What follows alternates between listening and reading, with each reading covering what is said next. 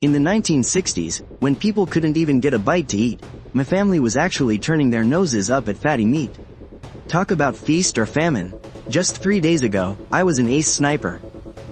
After a fatal plane crash, I found myself in the Greater Kingan Mountains. Reborn as a freezing mountain ranger. Now, I couldn't even get a scrap of food. Starving 9 times a day. But I wasn't panicking at all.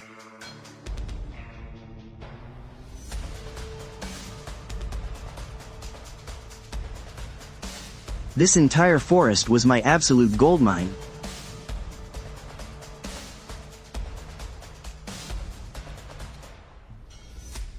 Right now, I was carrying a pheasant home. Before I even stepped through the door, I heard my sister crying. "Let go of me, you owe us money.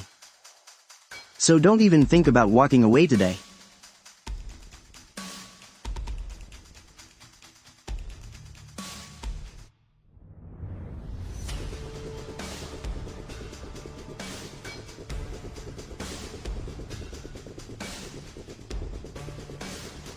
If you touch even one hair on my sister's head, I will blow your head off right now. I was lying completely flat in the deep, dense forest of the Greater Kingan Mountains. Covered in weeds and dead branches, not daring to move a single muscle. Right beside me was my 5-year-old little sister, Wang Fen. "Mom coughed up blood again yesterday," the little girl whispered, and as she spoke, she pulled half a piece of cornbread from inside her jacket. It was carefully wrapped in a scrap of oiled paper. She held it out to me. "Here, big brother, you eat this. I don't want you to be hungry." I froze. She had literally saved this from her own starving mouth. I took a deep breath and gently pushed the cornbread back into her little hands.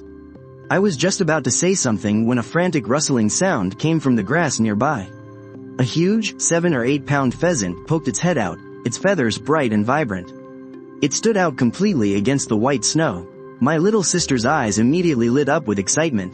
But I held my breath, keeping my eyes locked dead on that bird. We were completely out of food at home, and Mom's medicine was gone, too. Whether we get to eat today all came down to this. The pheasant took step after step toward my trap. Right as it was about to step into the snare, snap, a twig snapped. Startled, the bird frantically flapped its wings to escape. Before I could even rush out, a dark shadow lunged out from the other side. It was a wild wolf. Its entire body was pitch black, and its eyes were blood red. It snapped its massive jaws wide open and lunged for the bird. Too bad the pheasant flew off, and the wolf missed its mark. Then, it turned its head and locked eyes with me. It pounced, viciously biting into my left arm. I was slammed hard into the snow. The pain was absolute agony. But I didn't panic at all. My right hand quickly reached into my boot for my hunting knife. I ripped it out. Half a minute later, the beast stopped moving. Only then did I collapse onto the ground, gasping desperately for air. "Brother. Big brother, are you okay?" "I'm fine. Let's get out of here." I tied the dead wolf securely to my waist. We were just about to leave when I caught a glimpse of something in the grass from the corner of my eye. I brushed the weeds aside, and there it was. The pheasant had gotten tangled up in the snare and literally died of fright. Talk about a blessing in disguise. Not only did we have meat for dinner tonight, we had a wolf pelt to sell for cold hard cash. Hauling the wolf and grabbing the pheasant, I hobbled my way back home, with my little sister following right behind me. Her little arms and legs were pumping away, terrified of falling even half a step behind. If Mom saw this, she would be absolutely over the moon. "You bet. I am going to make you some delicious chicken soup tonight." As soon as the words left my mouth, a bone-chilling wolf howl echoed from the mountains behind us. It shook the whole valley. My blood ran completely cold. That one earlier was just a lone wolf. The rest of the pack is right behind it. If we had been a few minutes slower, we would have been dead meat today. My little sister was absolutely terrified, burying her face into my chest. I hoisted her right up onto my shoulder. "Let's get out of here. We are going home to eat some meat." I pushed open the courtyard gate. Instead of a warm, steaming stove, I was met with total chaos. Pots and bowls were smashed all over the ground. Even the clay pot for brewing medicine was completely shattered. The dark dregs had clumped together, filling the air with a sharp, bitter smell. Baldy Lu was dragging my older sister, Wang Yan, outside by her arm. She was sobbing uncontrollably. Let go of me. Baldy Lou just kept dragging her, grinning like a maniac. Since you can't pay back what you owe, then you are coming with me to settle the debt. I marched right over and kicked him hard, sending him sprawling to the dirt. He scrambled up, ready to curse me out. I grabbed his arm and gave it a violent twist. Snap! He let out an agonizing scream. Just as he tried to get up, the cold, black barrel of my hunting rifle was pressed dead against his forehead. If you ever dare touch a single hair on my sister's head again, I will blow your brains out right here, right now. Then, I fired a warning shot right at his feet. Bang! The blast blew a chunk right out of the dirt. I am going to count to 3. Get the hell out of my house. My little sister threw herself at me, wrapping her arms tightly around my legs. Big brother. I knelt down and gently rubbed her freezing, red little cheeks. It is okay now, but deep down, I knew the truth. Baldy Lou would definitely be back. They say the original owner of this body had a tragic life, and they were not kidding. The Wong family could barely put food on the table, so naturally, the mountain protection fee kept getting delayed. And the protection squad captain, Baldy Lou, was pushing 40 and had already driven away 2 wives. So naturally, he set his 6 sights on Wang Yan. Thank God the original owner of this body had a spine. Even though $27 was an absolute fortune to him, he still completely refused to sell her out. But I never expected that the moment he stepped out, all hell would break loose at home. Thinking about all this, I let out a heavy sigh. I was just about to say something, when a sudden knock echoed from the courtyard gate. My anger instantly flared up again. I raised my rifle, aiming the barrel dead at the wooden door. If you touch one more hair on my sister's head, I will blow your damn head off. I violently yanked the door open, but standing outside was just Go. Ming, bro. What the heck are you doing? Nothing. Go. What are you doing here at this hour? He reached into his coat and pulled out a small cloth bag. Inside was bright, golden millet, at least 2 pounds of it. Brother Ming, winter's almost here. So I brought your family some millet. I was stunned. In this day and age, food is life. I was just about to decline, when he turned and saw the wild wolf and pheasants tied up in the yard. His eyes nearly popped out of his head. Whoa, Brother Ming, you hunted these? I nodded, not saying much. Brother Ming, you're freaking amazing. Even the old hunters in the village came back empty-handed. Go had snuck over here, so he didn't dare stay along. Right before he left, I grabbed his arm and called out, Go. You been busy lately? Come into the mountains with me and let's make a big haul. His dad was a master at training dogs, and the hounds he raised had noses sharper than radar. The heavy snow was about to seal off the mountains, and soon everything would be a vast sheet of white. Relying just on human eyes to find prey would be like finding a needle in a haystack. But with a hound, it'd be like using a cheat code, twice the result with half the effort. Go agreed immediately. Just before leaving, he turned back, still worried. Brother Ming. If Baldy Lou, that bastard, dares to show his face again, just say the word. Whatever you do, don't fight him head on. After seeing go off, I stewed the pheasants and boiled a pot of millet porridge. The moment I lifted the lid, the rich smell of meat filled the whole yard. My little sister was drooling from cravings, and even my older sister couldn't help but swallow hard. Our family of 4 sat around the pot of chicken soup in total silence. My mother, Lu Fenfang, looked at the soup in her hands with worry. Ming, my boy. You beat up Baldy Lou earlier. Those thugs from the mountain patrol are definitely going to back him up. Mom. Don't worry, I'll figure something out. Paying back debts is only natural. Besides, a bully like Baldy Lou, who only picks on the weak, definitely won't dare show his face again anytime soon. Right now, the most urgent thing is surviving the winter. After dinner, I gave them a few instructions, tied up the wild wolf, and carried it into town. The wild game shop owner's last name was Zhang. He used to do business with the original owner's grandfather, and always offered fair prices. Ming, my boy? Whoa, did you hunt this wild wolf yourself? Yeah, Uncle Zhang, take a look. How much is it worth? Uncle Zhang flipped it over and inspected it thoroughly. $12. Out of respect for your grandpa, Deal. 12 bucks was enough to buy over 20 pounds of pork. I pocketed the cash, went to the pharmacy, and got 3 days worth of medicine. Then I went to the supply co-op and bought 2 winter coats and 3 pounds of white rice. On the way home, the snow fell heavier and heavier, freezing my fingers until they were almost numb. Just as I entered the village, a sarcastic, mocking voice drifted over from the side.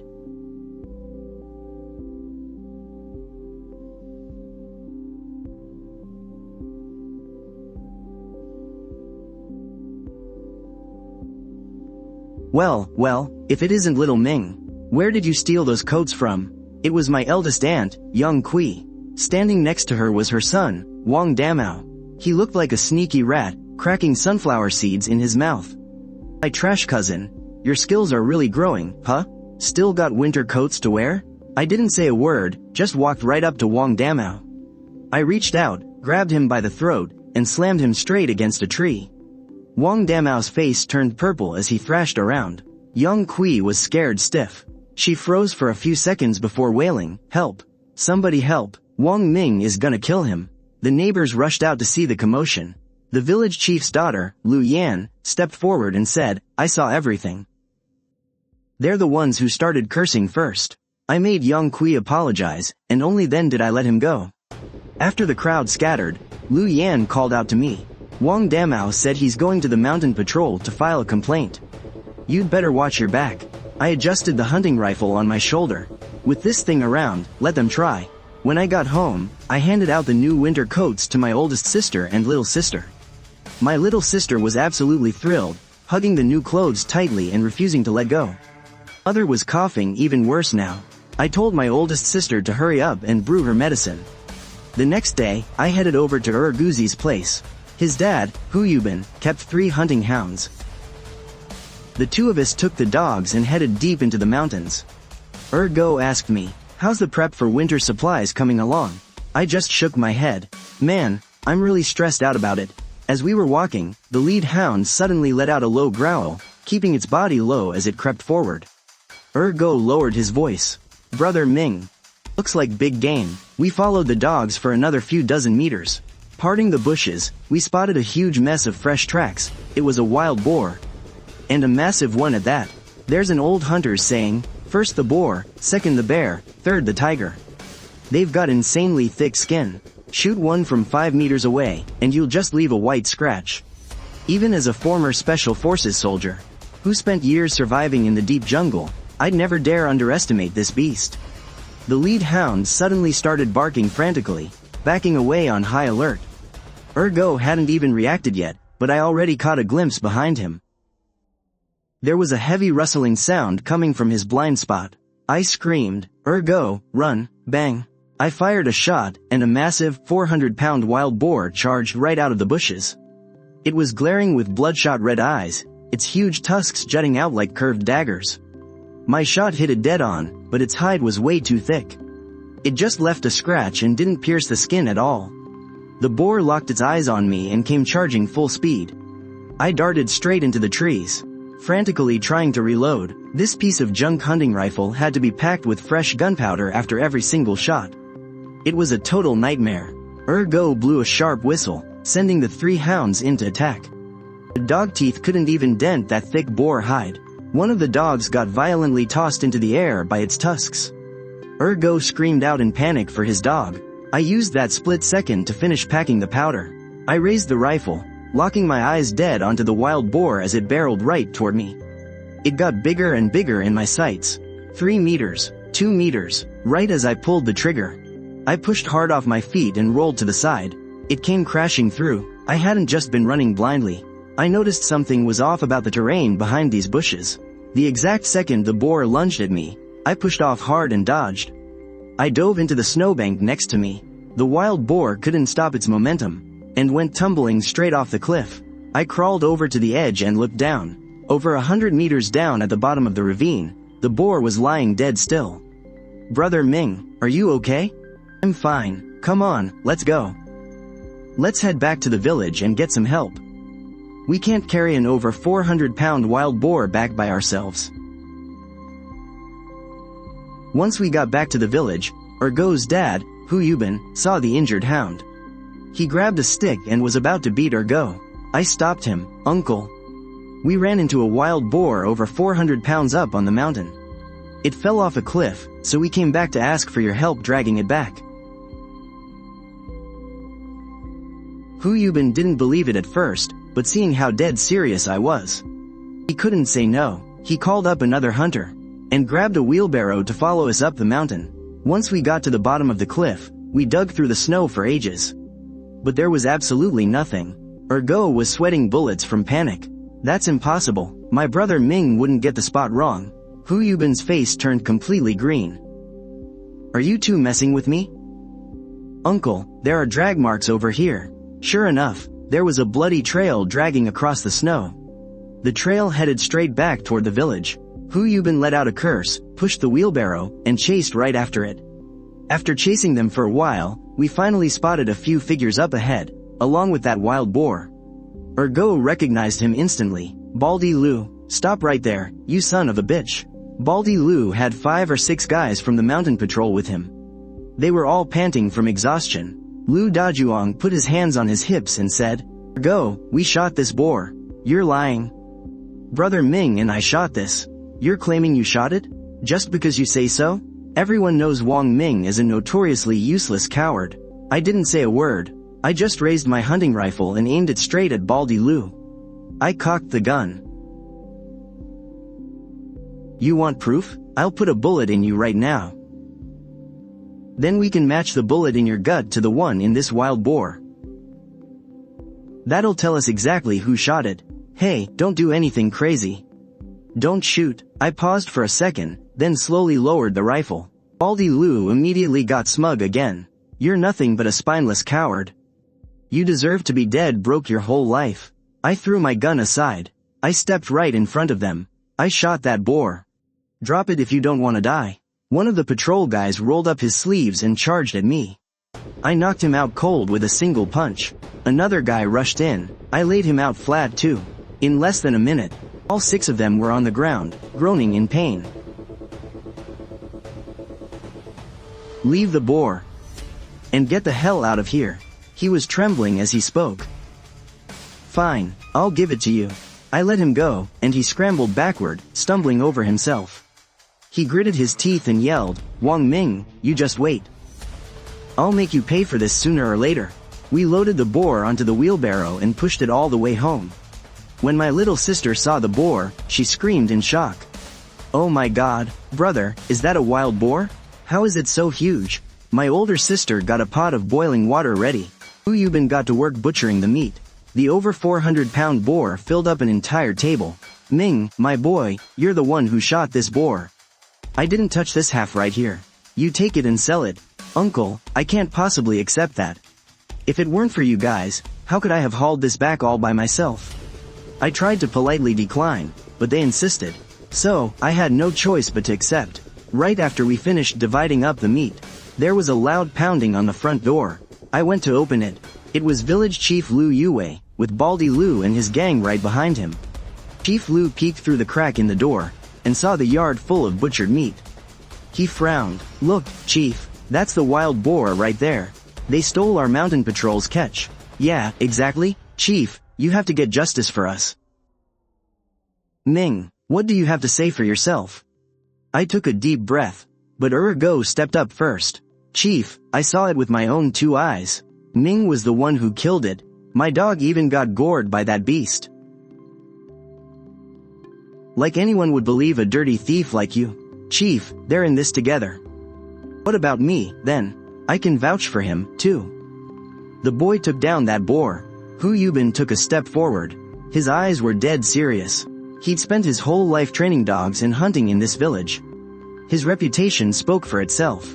The chief started to weigh his options, but he still sighed helplessly. You're both claiming the boar is yours. So where's the proof? Baldy Lu's eyes darted around, and he quickly blurted out. We chased that beast right off a cliff. All those bruises and cuts on its body.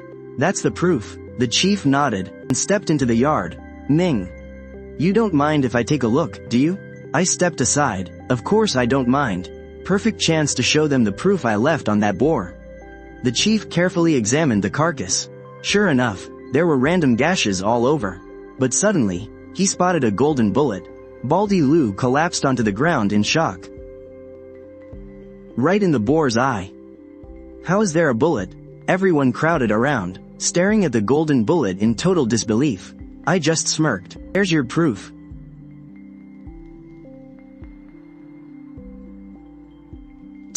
This. You probably just shoved that in there. No need to look any further. I've checked it out. That wound was definitely made by a hunting rifle. If you don't believe it, we can match the ballistics. But I'd suggest you stop embarrassing yourselves. Baldy Lou's face turned beet red.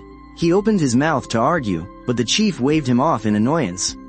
Enough. Zip it. The boy killed the boar, and that's final. If anyone else wants to run their mouth, don't blame me for getting nasty. Baldy Lou looked sick to his stomach, and his crew shut their mouths real quick.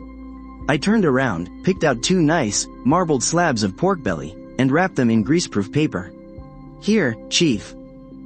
Just a little token of my appreciation. Chief Lou froze in surprise. Good boy, I appreciate the thought, but as for the meat, keep it to build up your mother's strength. It's getting colder by the day, and there's really not much wild game left up on the mountain. Baldy Lou's face flushed bright red. He still wanted to argue his case. The village head waved his hand impatiently. All right, enough, quiet down. Ming Wazi is the one who took down this wild boar. If anyone else dares to spout nonsense, don't blame me for getting nasty. Baldy Lou looked absolutely furious. The crew behind him didn't dare utter another word either. I turned around and picked out 2 nice cuts of marbled pork belly. Wrapped them carefully in oil paper. Village head. This is just a little token of my appreciation. Lu Yue froze for a second. Good boy, I appreciate the thought, but as for the meat, keep it to build up your mother's strength. It's getting colder by the day, and there's really not much wild game left up on the mountain. 1 extra cut of meat could mean another day of survival for our family. The previous owner of this body wasn't close with the village head at all. I never expected someone with almost no connection to us to show such deep compassion for a poor widow and her son. I swallowed the hard lump in my throat and shoved the meat right into the village head's hands. Village head, please, don't refuse. It's a huge boar this time. More than enough to keep my mother healthy. Please, just take it. Lu Yue let out a heavy sigh and finally stopped pushing it back. All right, fine. He made a mental note of Ming Wuzi's kind gesture. If you ever need anything in the future, I'll do whatever I can to make things easier for you. No matter how pissed off Baldy Lou and his gang were, they knew kicking up a fuss wouldn't do them any good. They slunk away with their tails between their legs. Once they were completely out of sight, Ergo grabbed my arm. Brother Ming. Baldy Lou had a really nasty look in his eyes. You'd better watch your back. Don't worry about it. I know exactly how to handle him. After the show we put on today, no one in the village will dare to push us around so easily anymore. After we had all eaten and drank our fill, Hu Yubin stood up to head home. I cut off a few nice chunks of meat and forced them into his hands. While walking him to the door, Wang Fen blinked her big eyes at me. Brother, where are you going? I hoisted the remaining half of the boar onto the wheelbarrow. It's not safe keeping this giant beast around. I'm going to sell it for some quick cash. Before long, I rolled the wheelbarrow to a stop outside Uncle Yang's house. Uncle Zhang, open up. It wasn't even 7 o'clock yet. It got dark pretty early, but Uncle Zhang shouldn't be asleep yet. After some rustling sounds from inside, Uncle Zhang stepped out with his heavy winter coat draped over his shoulders. A big smile spread across his face the second he saw me. Well, what did our boy Ming Wazi catch this time? That wolf I brought him last time made him a fat profit, so now his eyes literally lit up whenever he saw me. I just chuckled and pushed the wheelbarrow right up to him. Uncle Zhang, take a good look at this. Give me your best price. Uncle Zhang pulled back the white cloth, his eyes going wide. Good heavens, a wild boar. You really did it this time, kid. This beast has got to be at least 300 or 400 pounds. Too bad it's only half of it. If it were whole, it'd be worth a fortune. But you know how things are at home, uncle. I had to keep the other half so my mom, my older sister, and my little sister can build up their strength. Uncle Zhang sighed. All right, I'll take this wild boar for 80. 80 it is. This thing isn't like a wolf where every single part is valuable. Plus, not everyone can afford to eat meat these days. He wasn't wrong, but he was definitely lowballing me. I clenched my fists, then suddenly smiled. Well, since it's so tough for you, I guess I won't sell it then. Seeing me cover it back up with the white cloth and get ready to leave, he immediately panicked. Hey, wait, don't go, you crazy kid, if you don't like the price, we can just negotiate. Uncle Jong, you saw it yourself. Last time I hunted that wolf. And now this wild boar. My hunting skills might not be the absolute best around, but they're definitely top-notch. So give me a fair number. From now on, I'll bring everything I hunt straight to you. You're guaranteed to make a profit on this deal. What do you say? Uncle Yang's shrewd eyes darted around. 120. Not a penny more.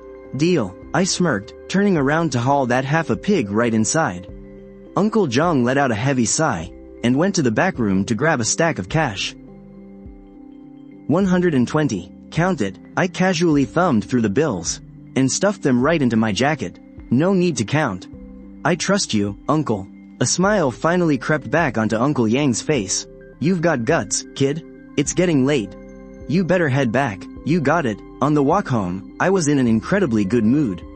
That Type 38 rifle. Just one more trip into the mountains, and it's mine. It was happening way faster than I expected. I picked up my pace. It didn't take long to get home. Wang Yan, who should have been fast asleep, heard the door creak open. Is that you, brother? I froze for a second. A sudden ache hit my chest. This is what family is. I specifically told them to go to bed early, but they stayed up waiting for me all this time. Yeah. It's me, I answered softly. Wang Yan and Wang Fen exchanged a look. Seeing that I had made it back in one piece, they both let out a massive sigh of relief. So, how much did it sell for? Wang Yan grabbed the cart from me, asking eagerly. Smiling, I pulled a crumpled stack of bills from my jacket. 120. That much? Even the workers in town only make 20 or 30 a month right now. Just half a pig actually sold for 5 or 6 months worth of wages. But we can't just blow this 120 recklessly. We have to save it so you can finally get a wife. My sister laughed, letting out a soft sigh. You're 19 this year. It's about time we start looking for a wife for you. Mom has been sick, sure, but she still brings it up all the time. Now that we actually have the money, we need to take care of this first. There's no rush for that. Let's focus on fixing up things around the house first. No way. We are definitely putting this on the schedule. This is what Mom cares about the most. You can't save Mom from this. Wang Yan's voice broke as she spoke. My eyes went blank for a second. I knew I couldn't win this argument. I could only nod in silence. Sis, I'll do whatever you and Mom say. Don't say things like that anymore. I know Mom's health is failing. But as long as I hunt more and make more money, I swear I'll get her cured. Early the next morning, I headed deep into the mountains. Trudging through the heavy snow, I walked for God knows how long. Suddenly, a flash of bright color darted across the white snow just up ahead. I crouched low, and crept closer. Soon, I got a clear look. It was a plump, glossy wild pheasant. My heart skipped a beat. I couldn't believe my luck finding prey so fast. Terrified it might run off, I quietly pulled a snare from my coat, waiting for the perfect moment. Whoosh, I threw it out. Snare drew a perfect arc in the air, and snagged the pheasant dead to rights. The panicked bird flapped its wings wildly to escape, but I was faster. I dashed over and pinned it right to the ground. Man, today is my lucky day. What a great start, but right at that moment, a rustling sound came from nearby. I instantly froze. I grabbed my hunting rifle tight, and slowly inched my way over. Peeling back the bushes, I spotted a massive roe deer. It was head down, grazing on dead grass. A roe deer is pure gold out here. Not only would it fetch a huge price, but it's a rare feast on a snowy day like this. I was just about to circle behind it for a clean shot, when suddenly, bang, a pool of blood splashed at its feet, but the deer didn't drop. Instead, it bolted in panic. Someone else had their sights on my prey. My eyes went cold. I aimed right at the running deer, and pulled the trigger. Bang, the roe deer crashed to the snow. I grinned, just about to go check on it, when an angry roar suddenly echoed nearby. You son of a bitch, Wang Ming, you dare steal my kill? I frowned and looked over. A guy was storming right toward me, absolutely furious. Just from the voice, I knew it was my cousin, Wang Damao. I slung my rifle over my back and walked straight to the deer, completely ignoring him. If it were anyone else in the village, I might have just let them have it to keep the peace. But since it was him, no way. Wang Damao was fuming. I saw this deer first, and I took the first shot. Who the hell gave you the right to steal it? Oh, yeah? You shot it?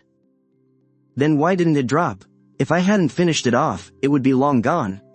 That shut Wang Damao up for a second. Wang Ming. You really want to do this the hard way? Then don't blame me for getting ugly. He snapped. He yanked a gleaming knife from his waist and lunged right at me. My eyes darkened. Without panicking, I simply dodged to the side. I easily evaded his attack and seized the opening. With a flying kick, I knocked Wang Damao to the ground. He was completely caught off guard. He face planted right into the snow, his entire head buried in the white powder. The knife went flying out of his hand. I just clapped my hands and let out a cold sneer. Turning around, I walked over to the deer. Is that all the skill you have? And you still dare try to rob me? Wang Damao struggled to his feet. Clenching his fists, he growled, Wang Ming. Even if we ignore the fact that I found this deer first. Just look at our relationship. I'm your older cousin, you can't treat me like this. Suddenly, a harsh shout echoed from nearby. Who's over there? We both turned our heads and saw a group of men lined up. They were quickly closing in on us. It was Baldy Lu and his mountain patrol. They were out on patrol today and had heard 2 gunshots from far away. They rushed over and caught us right in the middle of this mess. Baldy Lu looked at me and Wang Damao. Oh? If it isn't Little Ming. Why are you fighting your own cousin for stuff? I ignored his sarcastic mockery. I just stared at them with my guard up. Wang Damao suddenly shouted, Uncle Lu, you've got to help me out here. This punk Wang Ming is stealing my prey. Baldy Lu shot him a sideways glance. He let out a disdainful snort. This deer belongs to me now. I'll give you each $10 for it, how about that? When Wang Damao heard this, he immediately cursed him out in his head. Even though a deer isn't as valuable as a wild boar, one this big could easily sell for at least $40 or $50. But Wang Damao didn't have the guts to talk back to Baldy Lu. He could only nod unwillingly. He kept sneaking hopeful glances at me. Everyone in the village knew I had beef with that patrol.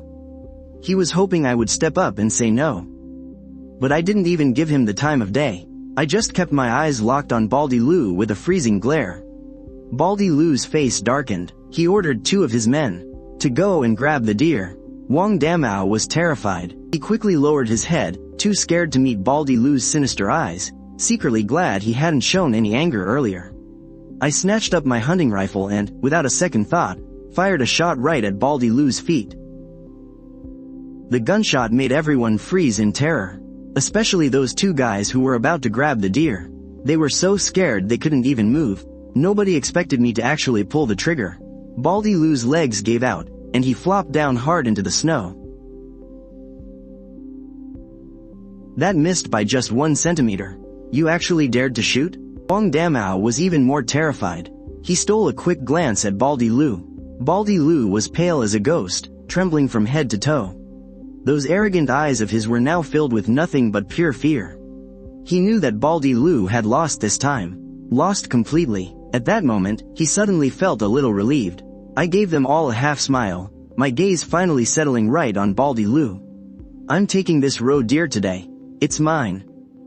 If you got a problem with that, try and stop me. My voice wasn't loud, but the tone sent a shiver down everyone's spine, while they were all standing there, staring at each other in shock. I calmly lowered my gun, turned around, snatched the roe deer off the ground, and slung it over my shoulder. I strode right down the mountain without even looking back. Wang Damao stared at my fading silhouette, with a complicated look in his eyes. Bald Lu was shaking uncontrollably from pure rage, but his legs had completely turned to jelly.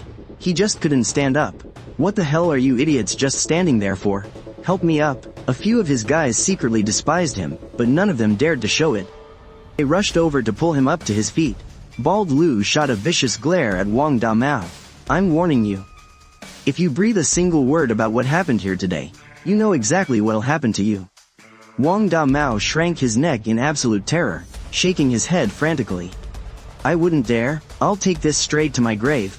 Carrying the roe deer, I was in fantastic spirits. Selling this catch wouldn't just clear our family's debts, but the leftover cash would easily give us a great new year. But I couldn't let my oldest sister see this roe deer. Otherwise, I'd never get my hands on that Type 38 rifle I've been eyeing. Thinking about that, right before stepping into the village, I went out of my way to find a huge old tree and carefully buried the deer deep underneath its roots. I decided I'd just drop the pheasant off at home, then sneak back to sell the roe deer first. On my way back, I'd pick up some grain while I was at it.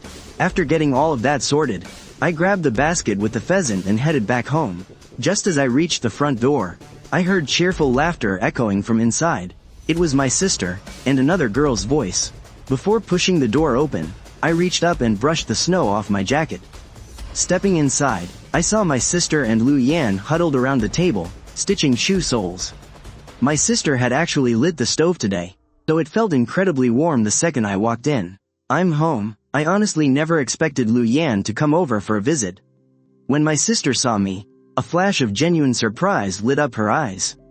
She snuck a quick glance at Lu Yan and instantly started teasing me.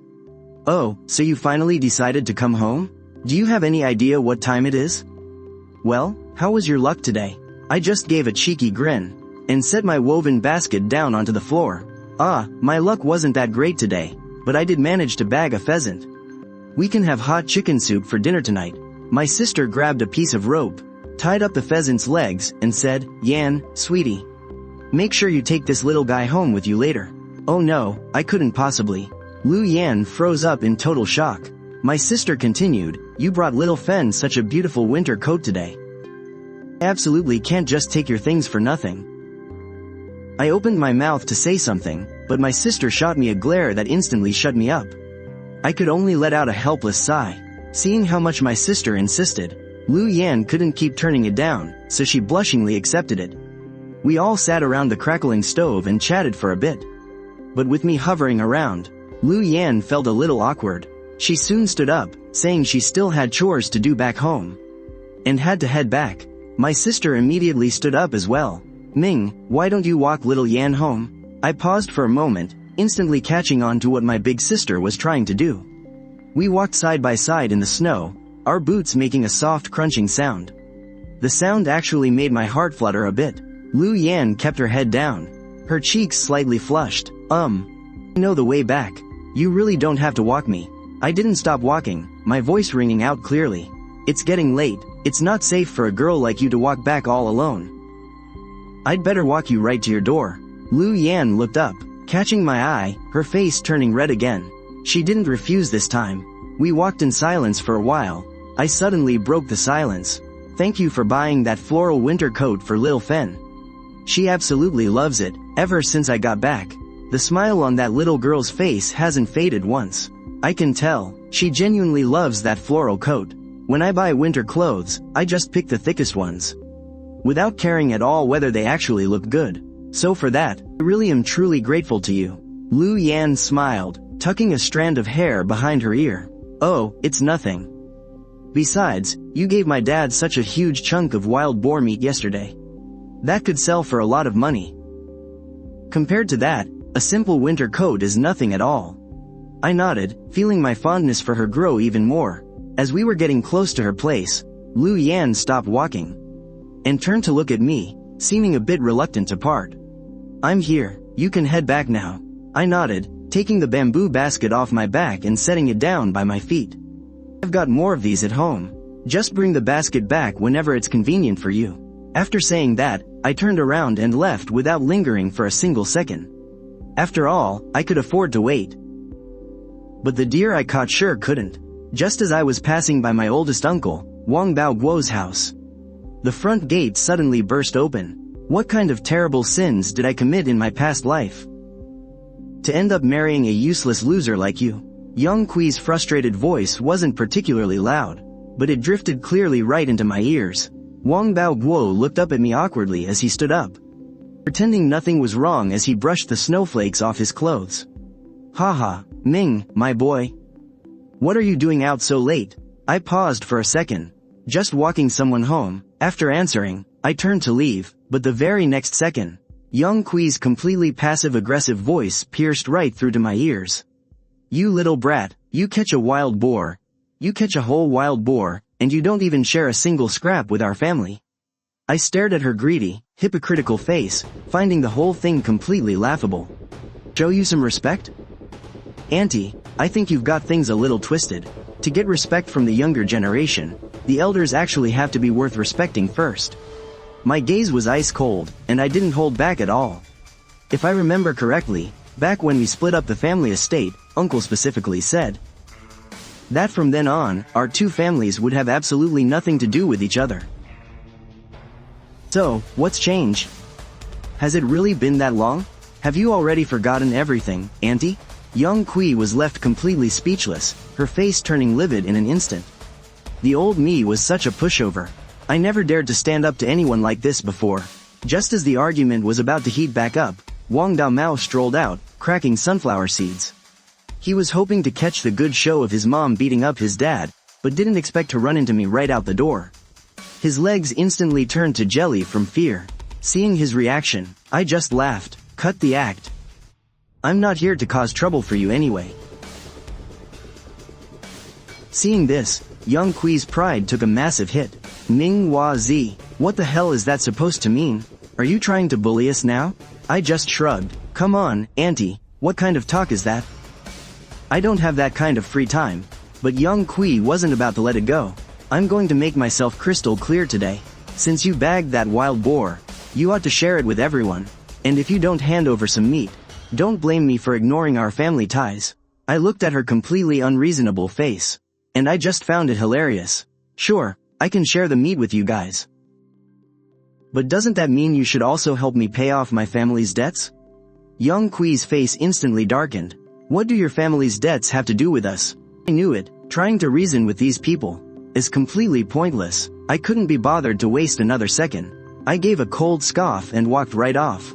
Once the sound of her shouting faded into the distance, I sped up toward the old tree at the village entrance, quickly digging up the roe deer I had hidden. Under the cover of darkness, I rushed straight to Uncle Yang's shop. The second I walked in, Uncle Yang's eyes instantly lit up. Manhwa Z. What do we have here? I just chuckled, and dropped the roe deer straight onto the floor. Uncle Zhang. I bagged a roe deer today. Take a look at this. Uncle Yang's eyes went wide. This roe deer is massive. Uncle Zhang, this beast has got to weigh well over 100 pounds. It's got to be worth a pretty penny, right? Oh, absolutely. It's been years since I've seen a roe deer this huge. Plus, every single part of a roe deer is pure gold. Hearing that, I let out a sigh of relief.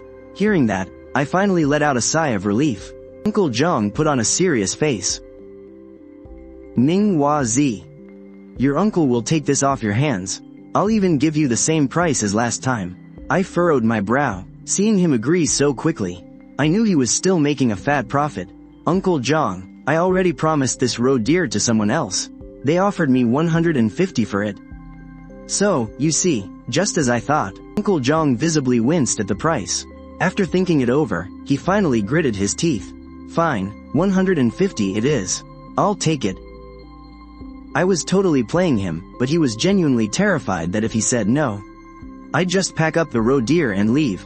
So, even though it hurt his wallet, he still agreed to the deal. I just chuckled to myself. I know when it comes to business, it's always better to play the long game. As long as I get my expected price, a little more or less really doesn't matter. You rascal, since when did you get so slick? Uncle Zhang gave a helpless smile and turned around to go grab the cash. But I stopped him right there. Uncle, just $10 is enough. Hearing this, Uncle Zhang instantly caught on. This kid was planning to take that Type 38 rifle right now. This worked out even better. Not only did it save him $100, he could also make a sweet profit by flipping that Type 38. With that in mind, he briskly headed into the back room. It didn't take long before he lugged out that heavy wooden box. Seeing that box again, I still couldn't hold back my excitement. With this bad boy around, whether it was for self-defense or hunting, things were going to be a whole lot easier. I took a deep breath, trying hard to steady my racing heart. I reached out and took the wooden box. Popping it open, the sleek, pitch-black rifle was resting right inside. I immediately pulled the rifle out, gripping that ice-cold barrel. An indescribable wave of excitement and security washed over me. Though there were only 2 boxes of ammo left, I figured they'd only last me for a little while. Thinking of that, I looked up at him. "Uncle Jong. There's one more thing I need your help with." Seeing my eyes practically glowing, he instantly guessed what was on my mind. He patted me on the shoulder. "Don't you worry, Uncle will keep an eye out for you. If I come across any matching ammo for this bad boy, I'll definitely save it for you." "Awesome, thank you so much." I said my goodbyes and turned to head out. Right now, I still had $10 on me. Pay off my debts? There was no point. I remembered that our rice and grain back home were running dangerously low again. By now, the supply store was already closed, and carrying this massive thing around wasn't exactly convenient either. As I walked down the road, my mind was busy planning out tomorrow. Before I knew it, I was right at my front door. I pushed it open and stepped inside, surprised to see the lights still on. But the smoke from the chimney had long died out. I knew exactly why. My older sister was afraid of wasting anything, just trying to save whatever coal we had left. I clutched the wooden box tighter in my arms, my eyes gleaming brightly in the dark. With this huge beast in my hands, just a few more hunting trips up the mountain, and our lives would turn around in no time. I brushed the cold chill off my clothes and strode into the room. Inside, my sister was mending clothes by the dim light of a kerosene lamp. "Why are you back so late? Did something happen on the road?" The village chief's house wasn't far at all. Logically speaking, I should have been home ages ago. But getting back this late? She must have been worried sick all night. "No, nothing like that. I just went to borrow something," I said, patting the wooden box with a mysterious grin. "What is that?" "A Type 38 rifle. For hunting." I popped the wooden box open and pulled out that brand new rifle. My sister's eyes instantly went wide. "Where on earth did you borrow that from?" You have to understand, it was already a luxury for an ordinary hunter to even own a basic shotgun. Who could possibly get their hands on such heavy-duty gear? I just gave a cheeky laugh. Playing it cool, I whispered. "It's a secret, just wait until tomorrow. I'm taking it up the mountain to test out its firepower. You should get to bed early too. I'll make you a nice hot meal tomorrow. Eat up before you head up the mountain. Sis, don't worry about it. I have some errands to run in town tomorrow, so I'm not in a rush to hunt. You don't need to wake up so early to cook for me." Wang Yan frowned, wanting to press the matter, but I had already stepped out of the room. Left with no choice, she swallowed her questions, let out a sigh, and blew out the kerosene lamp. Meanwhile, I stepped outside and went straight to the woodshed. Whenever I'm not up in the mountains, I have to make sure this big guy is hidden away safely. If the village gossips caught a glimpse of it, it would bring nothing but trouble. I carefully shoved the Type 38 rifle deep into the woodpile. I covered it thoroughly with dry grass, brushed the stray straw off my clothes, and finally turned back to the house. The next morning, before the sky was even fully bright, I grabbed a steamed cornbread, stuffed some cash in my pocket, and headed out. I was pressed for time today. First, I had to hit the supply store for some grain, then swing by Dr. Wang's clinic. Mainly, it was time to get my mom's tonic, but I also wanted to see if I could pick up some medicine for external wounds. Things are pretty chaotic these days. If I ever ran into danger while hunting, it'd be good to have a backup plan. By the time I rushed over to the supply store, the clerk was the only one inside. "Excuse me, comrade, I'll take 10 pounds of rice and 10 pounds of millet." When I saw the pure white flour, I hesitated for a second. I gritted my teeth and ordered 3 pounds of it anyway. Couldn't even remember the last time our family had a proper meal of dumplings. Since we had plenty of meat at home right now, buying some white flour would really upgrade our meals. Even if we didn't make dumplings, having some fluffy white steamed buns would be amazing. It came out to $3.20 in total. I counted out the cash and handed it over.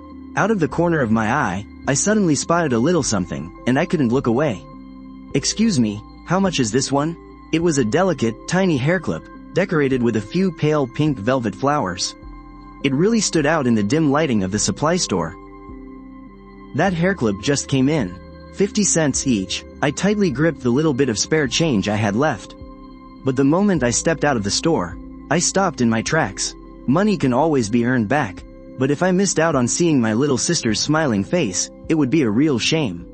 So, I turned right back around and asked the clerk to wrap both of them up. By the time I trudged my way back home, it was broad daylight. Smoke was puffing from the chimney. My older sister was already cooking. I hoisted the heavy sack on my back. "Sis, I'm back. Second brother, where did you go?" Seeing the stuff on my back, she was instantly bursting with curiosity.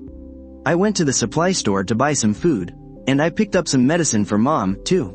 I smiled and set the sack down to the side. I reached inside and pulled out an oil paper package. I even bought some white flour. "We're eating good today, second brother. You're the best. I want white flour buns." Last year, my dad was lucky enough to bag some wild game. That New Year, we got to eat proper white flour buns. I couldn't believe the little one had been dreaming about them ever since. Hearing the commotion, my older sister walked out of the kitchen too. She caught sight of the things I brought, and a flash of surprise crossed her eyes. "What all did you buy?"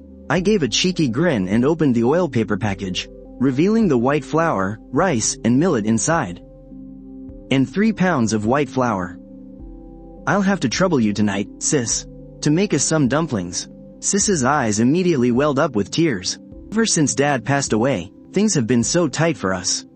We barely know where our next meal is coming from. The last time I bought rice, she could barely bring herself to cook any. But wait, something's not right. Ming. Didn't you give me all the money from selling the pig last time? Where did you get this money? My heart skipped a beat. I didn't dare tell her I caught a roe deer. Sis. I actually brought something for you and little Fen too. I handed one to Wang Fen, and the other to Wang Yan. Have a look. Do you like it? They said it's a brand new style. The little girl's eyes totally lit up when she saw the hair clip. Second brother, what is this? It's so pretty. I smiled at her. It's a hair clip. I thought it would look great with your floral jacket, so I got it for you. Sis, this one is for you. Ming. You need to take this back and get a refund later. I don't need it. I could clearly see the joy in her eyes. But she was being so stubborn about it. Silly girl. Don't turn it down. This is Ming's way of showing he cares. You and little Fen work so hard for this family every single day. He absolutely should buy you girls something nice. That was true, but deep down, Mom knew the truth. As a mother, she felt totally helpless. Only burdening us kids with her endless health problems. Without her, she figured we would all have much better lives. Sis opened her mouth, but couldn't bring herself to say no. She understood my intentions, and knew that lately, I'd been pushing myself to the absolute limit for our family. Risking my life out there. And precisely because of that, she couldn't bear to waste the money I'd literally bled for.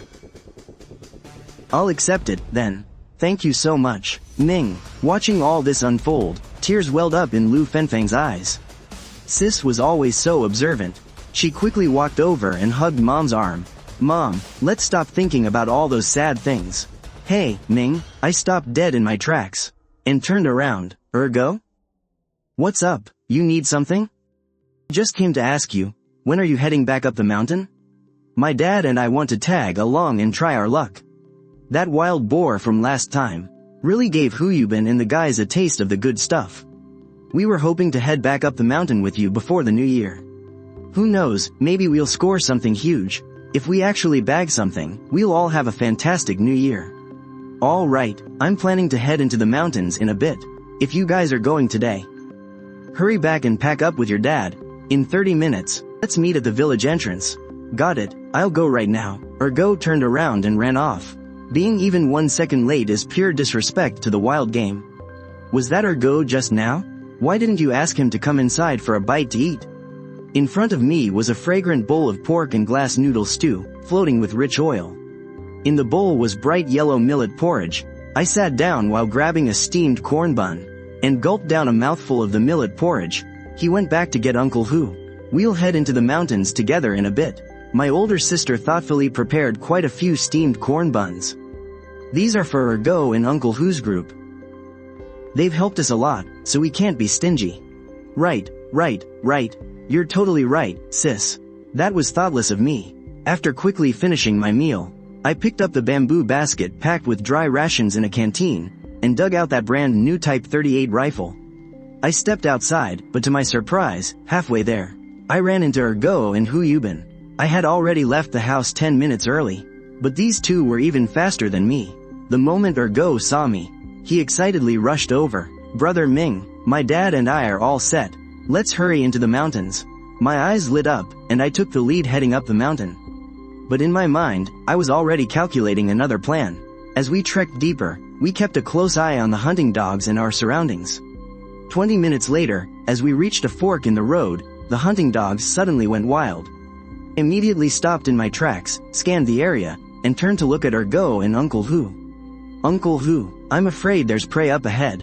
Here's what I'm thinking. Let's split into two groups. Ergo and I will take one path, and you take the dogs down the other way.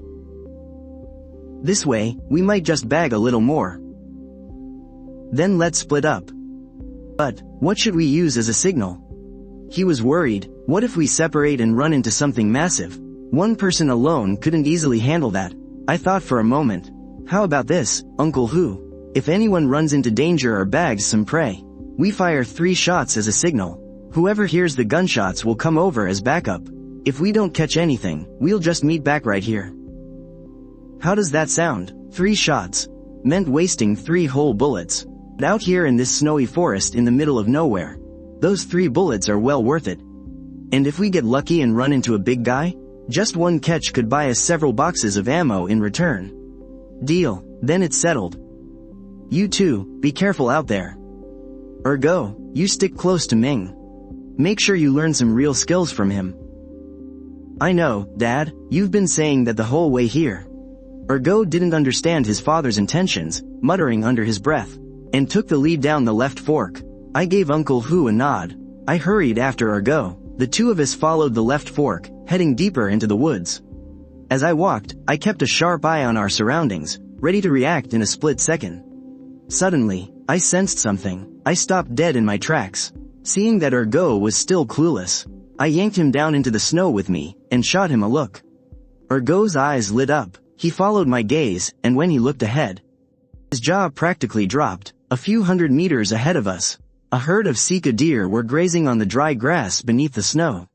Their spotted coats stood out clearly against the white background.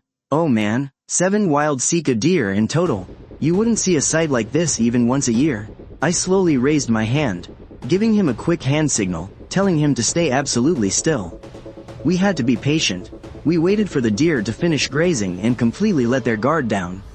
Before making our move, I'm not sure how much time passed, but Ergo was starting to lose his cool. Ming, brother Ming. Should we take them down now? I shook my head, making a shush gesture. Hold on a bit longer. Minutes ticked by slowly. At first, the deer would jerk their heads up at the slightest rustle of the wind. But now, they were completely at ease, grazing lazily with their heads down. The time was right. I took a deep breath, my finger quietly finding the trigger of my Type 38 rifle. I raised it slowly, aiming squarely at the biggest buck, but the rifle in my hands could only hold 5 rounds at a time. Getting 5 fatal shots was something I could pull off, but what about the other 2? Ergo, I'm leaving those 2 stragglers to you. Think you can handle them? I had no choice. It was a rare chance to see a herd this big, and I wasn't about to let a single one get away. I'll give it a try. Ergo wasn't exactly confident in his shooting skills. He was totally unsure of himself. He only tagged along today to learn the ropes. Who would have thought that on his very first hunt, he'd be tasked with taking down 2 Sika deer? Sure, those 2 weren't huge, but deer are ridiculously fast. One tiny mistake, and they'd vanish into the trees. Time was running out, and I couldn't worry about all that right now. Those 2 are yours. I'll take care of the other 5. I'm gonna count down from 3. When I hit 0, you fire immediately. You cannot miss. If the herd gets spooked and scatters, we'll never see them again. Ergo nervously rubbed his hands against the rifle stock. His palms were so sweaty, he could barely grip the weapon. But he didn't dare lose focus. He knew that one slip up would ruin the whole plan. 3, 2. The moment the words left my mouth, my finger squeezed the trigger. 2 gunshots shattered the air at the exact same time, echoing violently through the silent snowy forest. The largest buck, along with the smallest deer, dropped instantly into the blood-stained snow.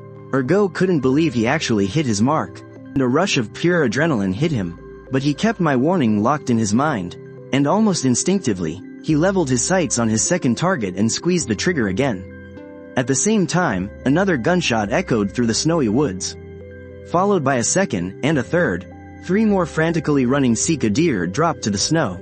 Seeing 2 of them about to vanish from sight, I quickly adjusted my aim. I fired a perfect shot at one of them. Then, before Ergo could even react, I tossed my rifle, rolled on the ground, and snatched the hunting rifle right out of his hands. Another shot rang out, and the very last deer dropped dead in its tracks. 6 bullets, all perfect kill shots. Ergo was absolutely stunned. He stared at the deer scattered across the snow, completely blown away and thrilled. But mostly, he was in total awe. He knew I was something else after that wild boar hunt last time. But he never imagined my aim would be this unbelievably good. Meanwhile, Hu Yubin was over on the other side of the mountain, searching with the hounds. He had just picked up a trail and was stepping up to check it out. When suddenly, a rapid string of gunshots echoed out. His heart skipped a beat. With a sharp whistle, he brought the dogs and rushed over at full speed. By the time he charged onto the scene, the first thing he saw was deer carcasses scattered everywhere. He had no idea what had just happened. Suddenly, a figure stood up from the snow not far away, casually brushing the white powder off his clothes. Then, with a grin, I said, "Nice work out there." Ergo's face instantly flushed red. "Ming. Oh man, don't say that. If you hadn't grabbed my gun at the last second, we'd only be walking away with 6 today." He scratched his head, looking totally embarrassed. "Hey, don't sell yourself short," I replied. "Practice makes perfect. You just need a bit more real action, that's all." The words barely left my mouth before Uncle Hu's voice boomed across the clearing. "Ming, Ergo. What the hell is going on here?" Wait, no. It was Ming. Ming took down all these deer. Uncle Hu gasped, his eyes shifting as he looked at me in disbelief. He had counted them as he walked up. There were 7 deer on the ground. But the craziest part? Only 8 shots were fired. You have to understand, even the most seasoned hunter could rarely kill 7 deer with just 8 shots. Sika deer are incredibly skittish. One tiny mistake, and the whole herd bolts. A deep sense of awe washed over Uncle Hu's face as he stared at me. He finally understood how this kid managed to take down that 400-pound wild boar. "Ming, your aim is absolutely terrifying." "Ah, you're flattering me, Uncle Hu. I just got lucky. Even a blind squirrel finds a nut sometimes." Pure coincidence. I was joking, of course. With my past background, hunting a few deer, that's just a walk in the park. Uncle Hu chuckled, then shot a deeply disappointed glare at his son, who was standing there giggling like an idiot. "I swear, boy, you two are both 18, 19 years old. Why can't you be more like Ming? Just look at him. 8 shots brought down 7 deer. This one was shot by your son. Brother Ming fired 6 shots, and I fired 1. What did you just say?" Uncle Hu's eyes shot wide open.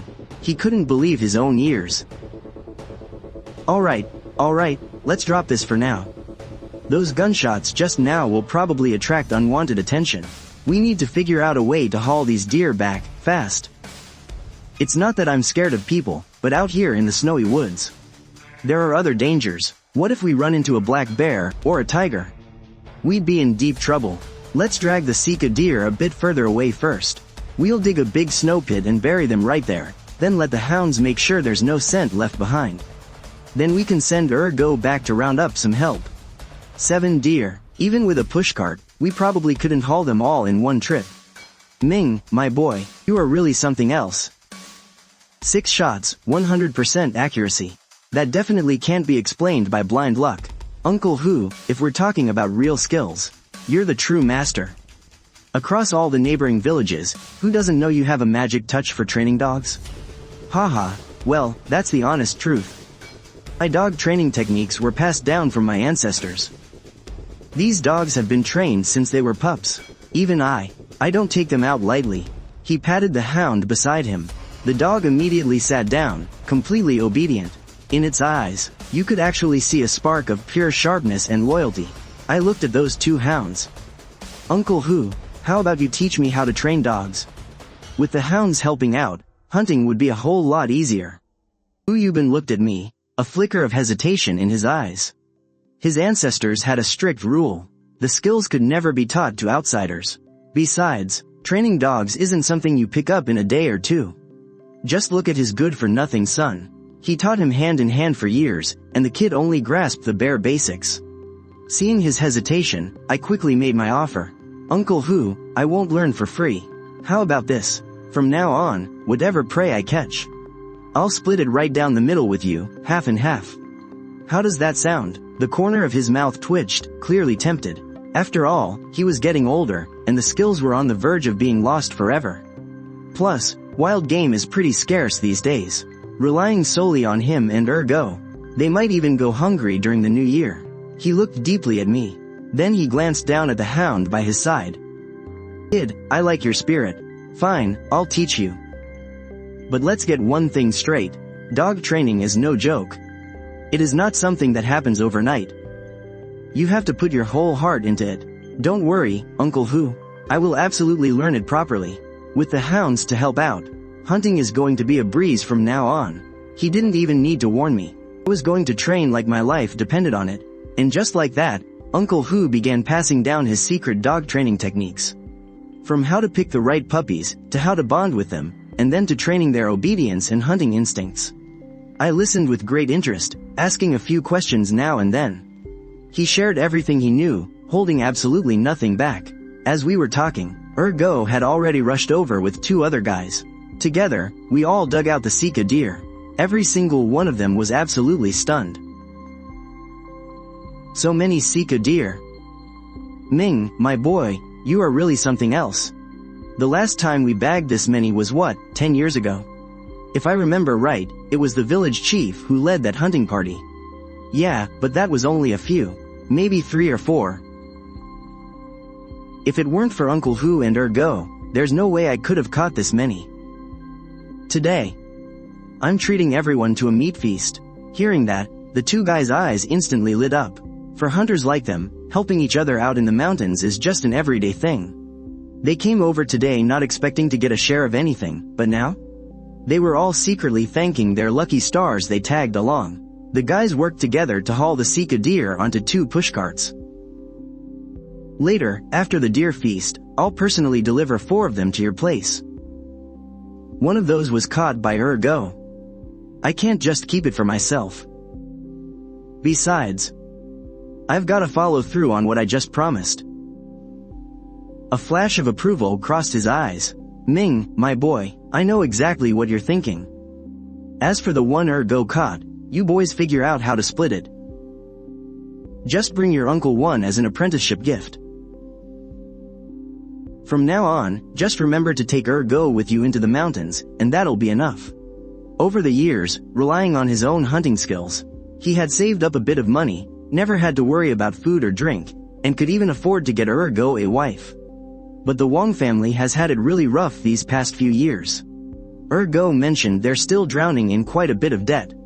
Besides, if Ergo tags along with him from now on and learns a thing or two about hunting, that's more than enough. I knew Uncle Hu was genuinely looking out for me, so I stopped being overly polite. Alright, it's a deal. Next time I head into the mountains, I'm definitely bringing Ergo along. I said that, but as for the deer this time, I can't just give the Hu family only one. First of all, I want to repay Uncle Hu's kindness. And second, it's about training a solid helper for myself. He nodded in satisfaction, a silent mutual understanding between us. Chenjia village basically just has one main street and a few little alleys. The moment the guys hauled the Sika deer back into the village, the whole place totally blew up with excitement. Sika deer aren't exactly everyday prey around here. Especially nowadays, they're incredibly rare to spot. But Wang Ming and his crew actually managed to bag 7 of them in one go? In just a matter of minutes, the news spread like wildfire through the whole village. Pretty much every man, young and old, they all swarmed right up to Wang Ming's front door, even up on the low wall. I was busy calculating my next move, so I pulled my big sister aside. I whispered a few words to her. You want to do what? You want to split the wild boar we caught earlier with everyone? She turned her head and looked, a massive, dense crowd of people packed everywhere. If we actually divide it up, what good is a few dozen pounds of meat gonna do for all of them? Sis, I've got my own plan here, just trust me on this. Each family doesn't need a lot, just a pound or half a pound. Just let everyone have a taste of the fat. Seeing how serious I was, she still nodded, even though she didn't understand why I was doing this.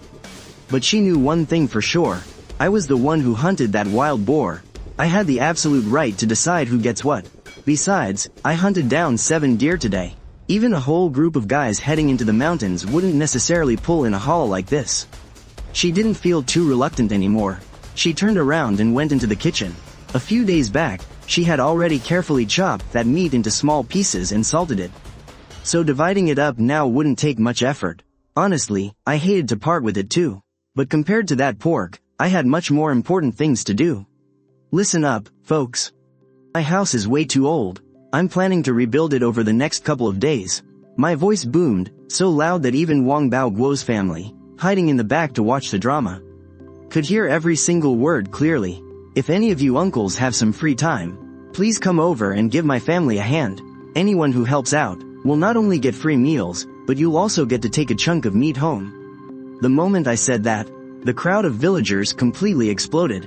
This was practically a gift from the heavens. Seeing everyone looking so thrilled made me genuinely happy too. I knew that with this kind of motivation, everyone would really put their backs into the work. Hey, Ming, count me in. I guarantee I'll be the first one there.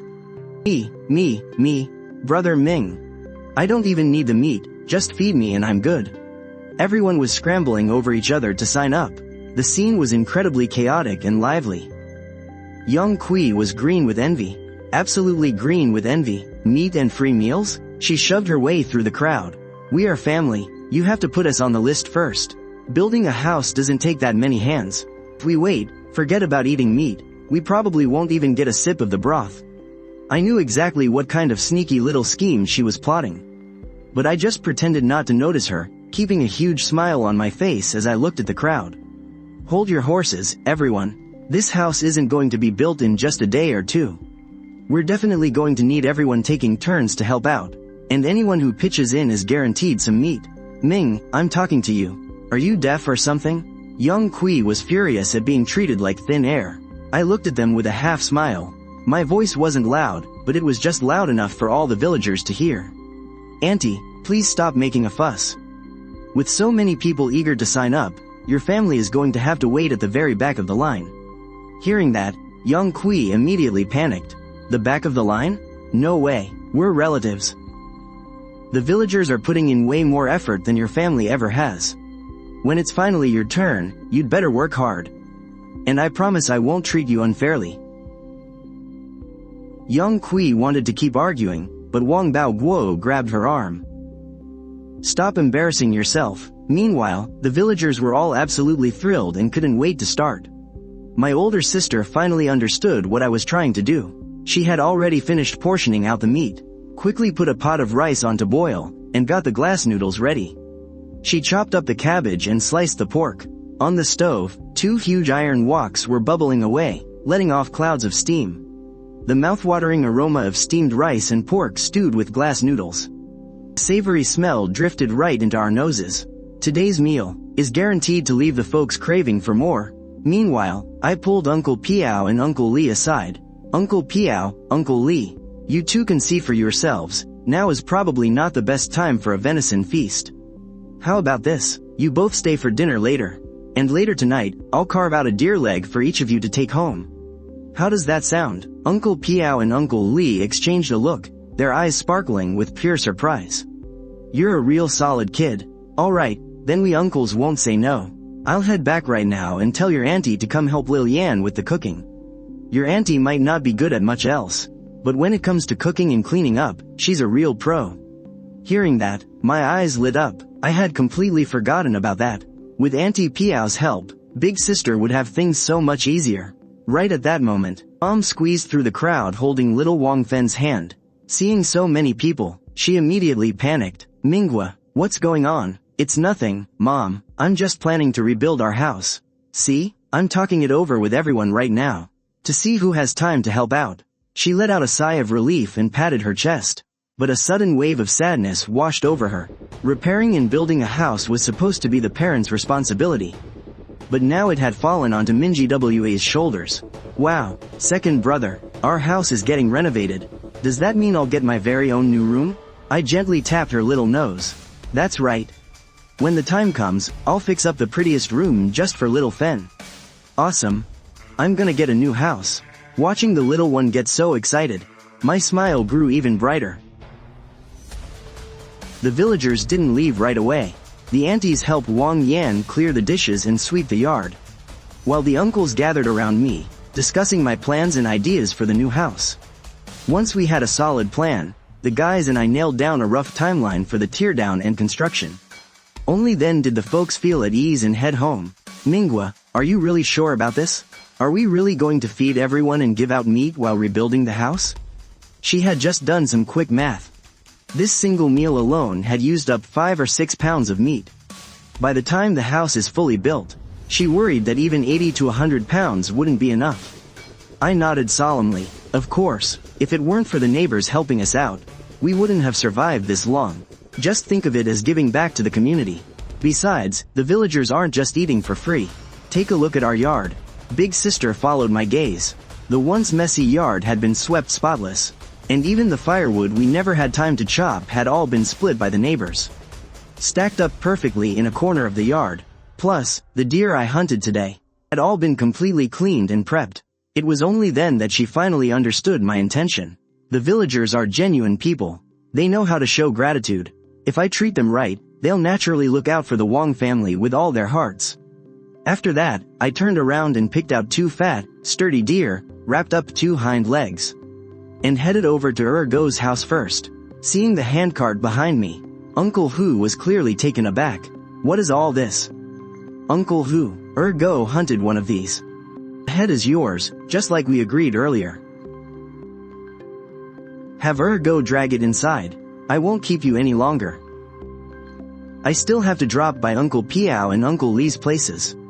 I just dropped the skinned deer right into Go's yard, pointed at the deer legs on my cart, and without standing on ceremony, turned around and pushed the cart away. I've got a lot on my plate today. After dropping these off, I need to hurry to town before it gets dark. First, to take the game I hunted today over to Uncle Yang's place to sell for cash.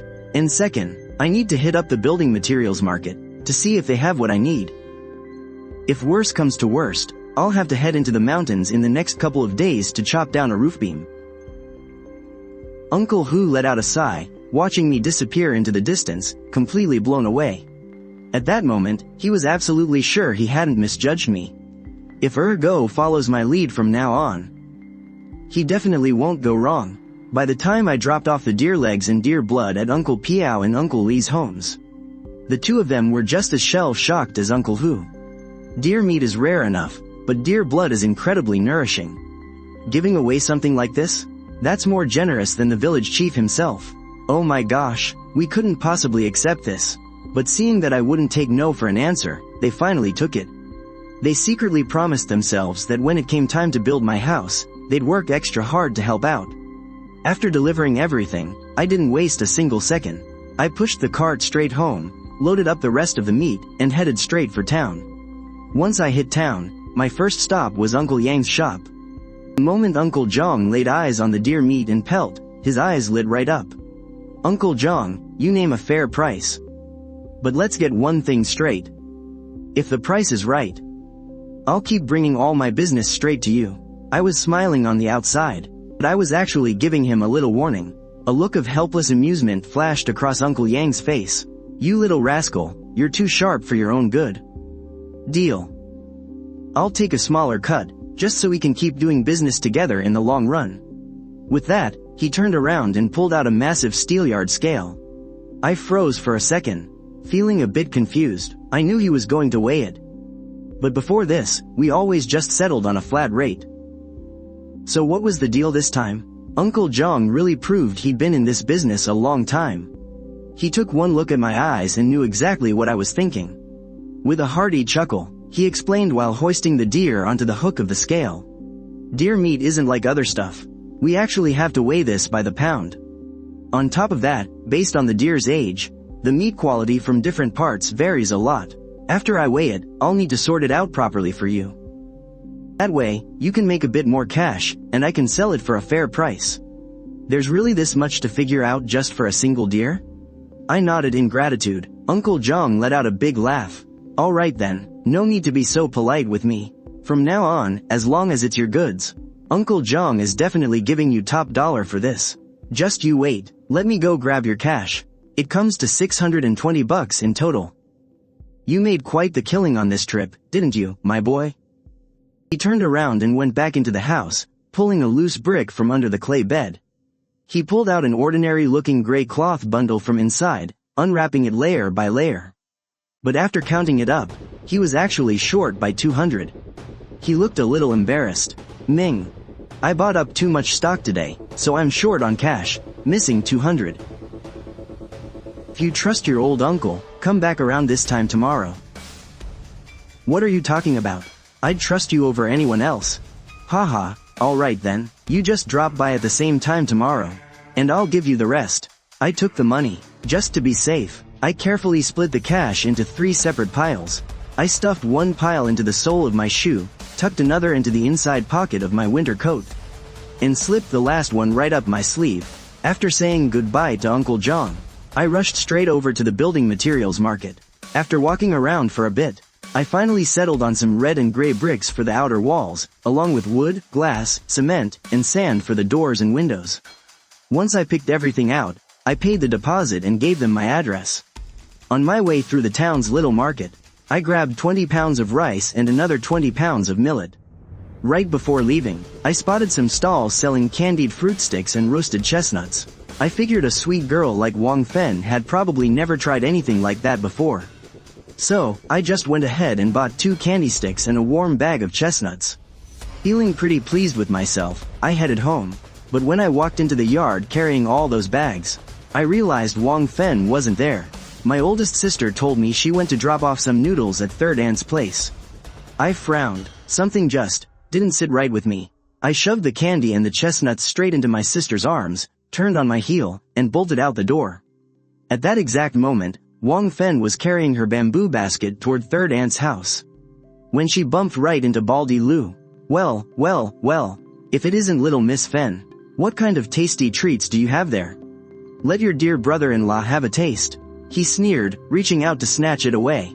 Wang Fen's face went completely pale from fear.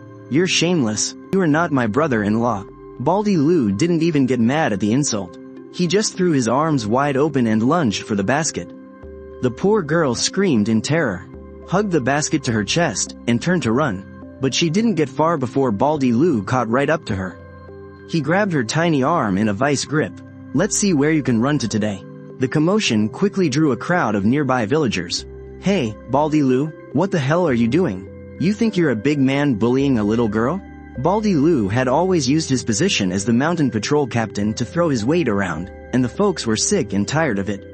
Since he was all by himself right now, they weren't afraid of him in the slightest. Seeing the crowd turn on him, Baldy Lu started to panic. But suddenly, a loud gunshot rang out from just down the road. Captain. Let's see which one of you dares to move. Good timing. He grabbed Wang Fen and dragged her back behind his guy. The villagers' faces dropped. Not a single person dared to take a step. Far down the road, I heard the gunshot. My heart completely dropped into my stomach. A sickening feeling washed right over me. With no time to think, I sprinted like crazy toward the sound of the blast.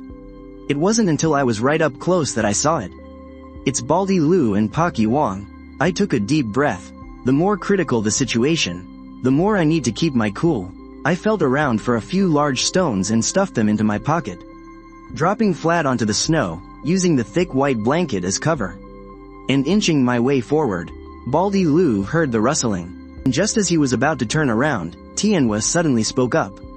Uncle Lu, what you're doing is just plain dirty. If you've got a beef with Ming, then take it up with him. Why pick on a little girl? To grab Baldy Lu's attention, he practically shouted it at the top of his lungs. I let out a quiet sigh of relief, and quickly pulled 2 stones from my pocket. Baldy Lu frowned, sensing something was off. The very second he suspiciously turned his head to look back, I took my shot. With a sharp flick of my wrist, a stone went flying out. Smack! The stone nailed Pocky Wong right on his gun hand. Ouch! Baldy Lu's grip loosened, and Wang Fen slipped away in a flash, diving face first into the snow.